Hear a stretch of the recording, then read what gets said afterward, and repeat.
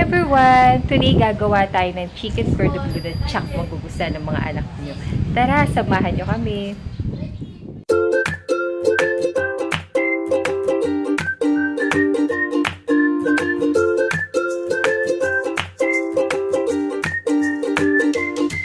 Ingredients na kailangan natin: chicken breast, cooked ham, dried basil leaves, iodized salt, cheddar cheese, ground pepper. Bukod sa mga ingredients, clean plastic at rolling pin. So, una natin i-prepare is yung chicken breast.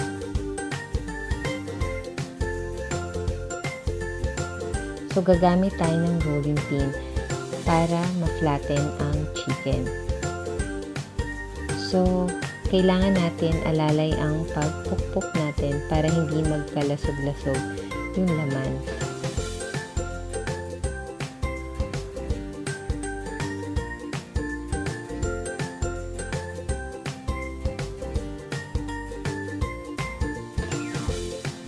So, ginagawa rin natin to para madali natin i-mold sa plastic pag-transfer natin.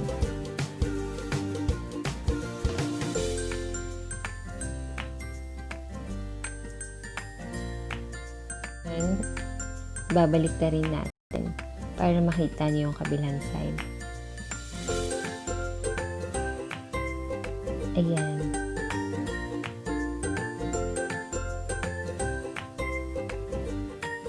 So, medyo okay naman siya.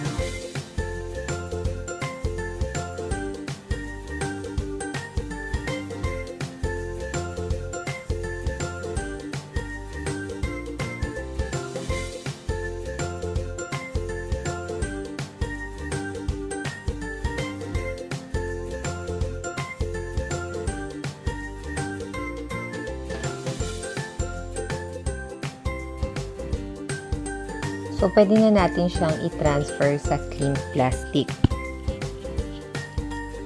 para matimplahan natin siya at doon na rin natin siya i-mold.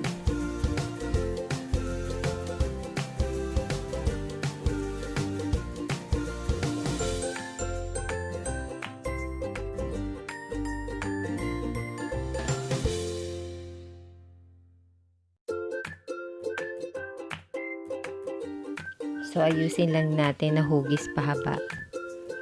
Pantayin lang natin.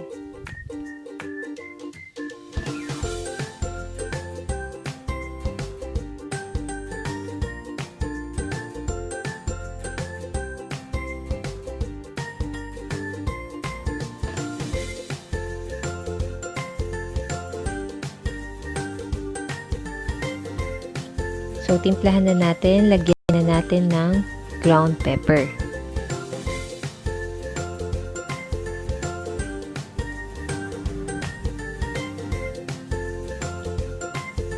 Ang paglagay nito kailangan ikalat natin.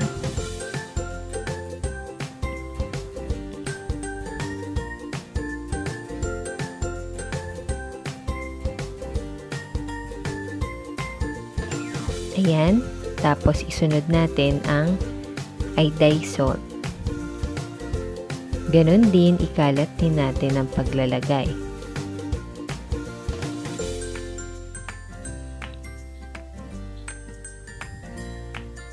So, next natin is dry basil leaves. Ito, option na lang to pag gusto ng mga kids. Kasi meron iba ayaw. Pero mas okay kapag may basil kasi yung aroma. Next natin yung ham. Hindi kailangan lalagpas sa chicken. Isunod na natin ang cheddar cheese. Pwede rin tayong gumamit ng quick melt. Sa paglagay natin ng cheddar cheese, kailangan pantayin natin. Mas madami, mas masarap. Diba yun ang mga gusto ng mga kids? Cheesy.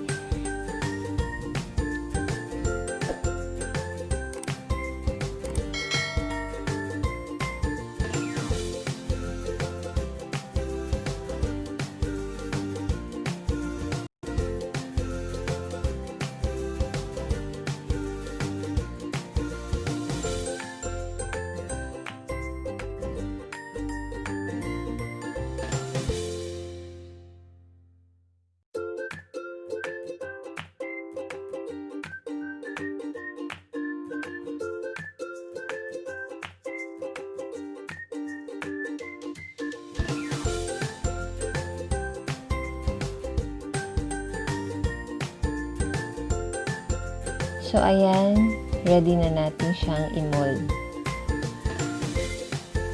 Kailangan hindi lalabas yung mga cheese and ham. So, mold natin maigi.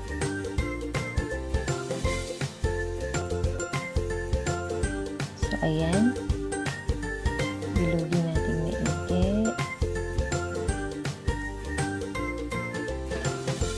Diba? Kailangan natin hipitan para masumiksik yung lasa ng mga nilagay natin. So, hipitan natin yung pagtali.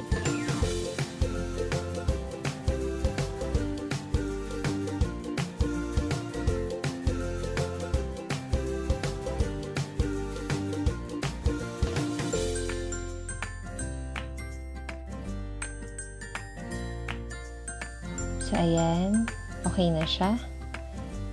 So, pwede na natin siya i-chill ng 1 hour and 30 minutes. So, after 1 hour and 30 minutes, kunin na natin yung chicken. So, ngayon, ipa-fry naman natin siya. So, prepare tayo ng 2 eggs.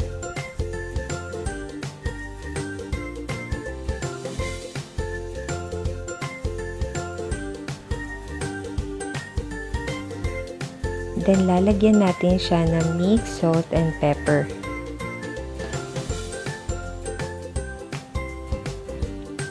So, batihin natin na maigi para lumasa yung egg natin.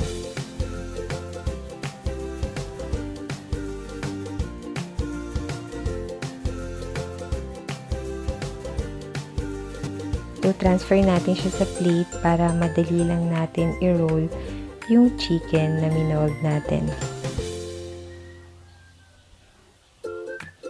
So, makikita nyo, nag-prepare na ako ng harina. Natitimplahan din natin ng mix, salt, and pepper. At meron na rin tayong breadcrumbs na prepare.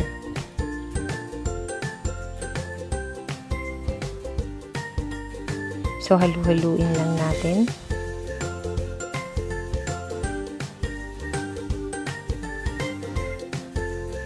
So, ayan, ready na natin i-roll ang chicken. Roll natin maigi. Siguraduhin lang na mabalutan ng harina yung chicken natin.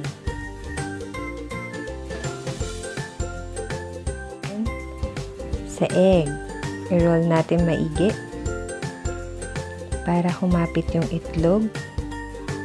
At para pag-transfer natin dito sa breadcrumb is kumapit ng maigi. Siguraduhin na lagyan natin ng breadcrumbs na maigi.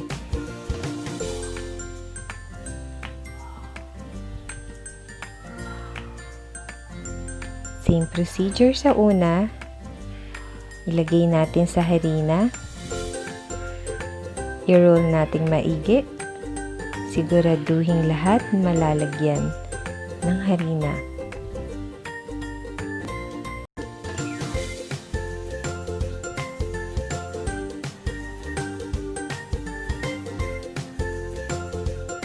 Sunod natin sa egg. I-roll natin maigi. Ilagay natin sa breadcrumbs na ito ang magpapa-crunchy sa chicken cordon bleu natin.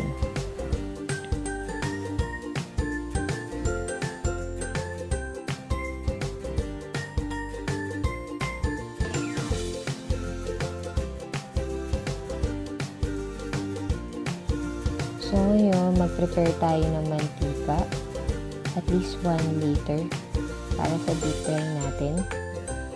Kailangan may init ito bago natin ilagay yung chicken. Then, kung ilalagay na natin yung chicken, kailangan natin hinaan muna. Then, dahan-dahan natin itong ilagay yung chicken.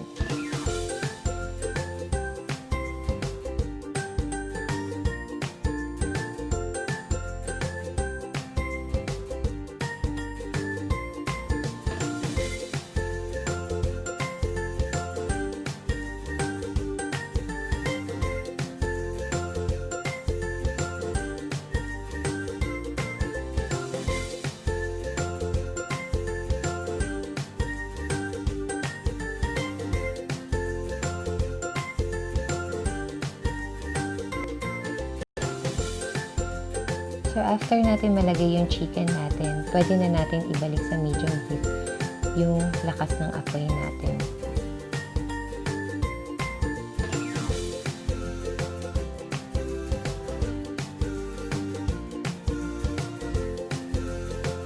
So, check natin. Makikita nyo, golden brown na siya. After 5 minutes, pwede na natin siyang ahunin. Thank you for watching, guys. Don't forget to subscribe.